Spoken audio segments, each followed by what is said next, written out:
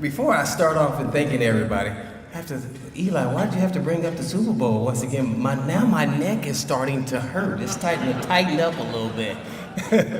No, all seriousness aside, it's really an honor. First of all, I have to thank everyone involved in the election process. Phil Savage, the board, and let alone Ball State, who gave me an opportunity to play at Division I football, and that's all I wanted to do was play Division I football. So I have to thank everyone involved, my family, my teammates, let alone the coaching staff once I got into the National Football League. But I'm very honored and truly blessed to have the opportunity even just to stand up here. It's really a blessing, and I'm really honored and humbled at the same time to be up here and be with such a great group of guys, distinguished guys, Mr. Harbaugh, Briggs, and all the guys, former teammates, guys I played against in the league. And really, I was just, playing a boyhood dream of mine that I had when I was 6 years old. I got to watch Jim Harbaugh when they moved to the Indianapolis. I was in high school there at Cathedral High School, and really not thinking at all that I was going to be playing in the National Football League. But first, when I go into this and talk about how I even got to the league, a lot of people don't even know that I played Division II football, and that was my freshman year. They told me I wasn't big enough. As you see, I'm not a really big guy. I was too slow, and so I said, okay, cool, I'll go to Division II school. I'll have some fun there, go there with a couple buddies at St. Joseph's College in Rensselaer, Indiana. How about this? I'm from Indianapolis, Indiana, and I didn't even know where Rensselaer, Indiana was until I went to the school. And that's no talk. And by the way, they just closed the school this year, unfortunately for them.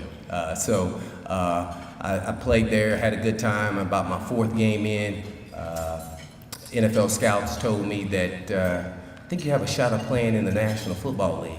And I go, are you kidding me? Are you confusing me with somebody else? They said, hey, you were the only bow-legged guy out there, and he would never drop a plate because the bow legs would always catch me on balance there. But he said, you have a shot to play in the National Football League. And I said, man, 6 months ago, my high school coach told me I wasn't even a Division I football player.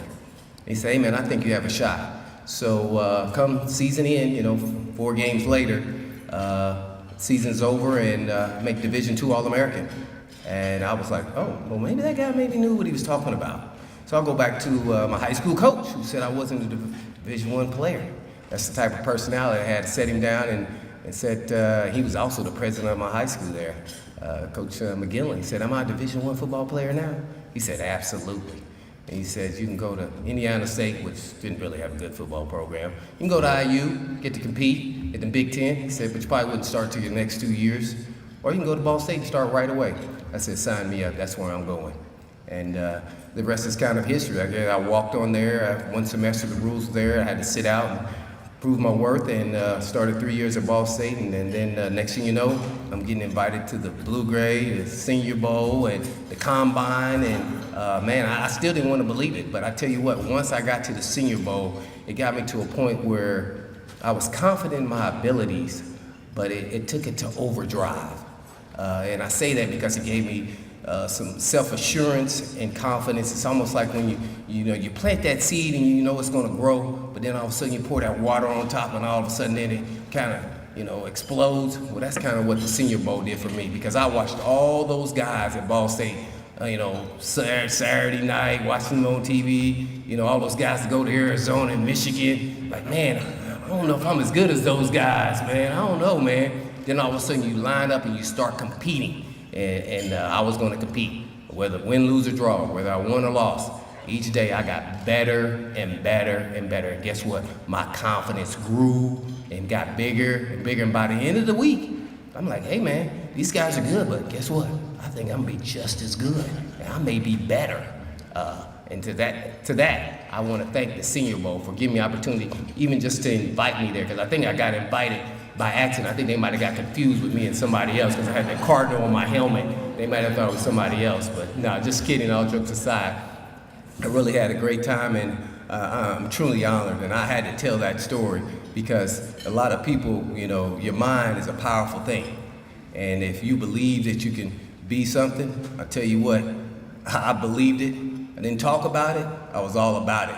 And when I got on the football field and whatever I did, that's what I was about. And so that's what, everybody can remember when they hear the Blaine Bishop stories. If you believe you're going to be something, put your mind to it, work hard enough at it, you can be anything you can be. And that's what the Senior Bowl gave me confidence to do. Thank you. God bless.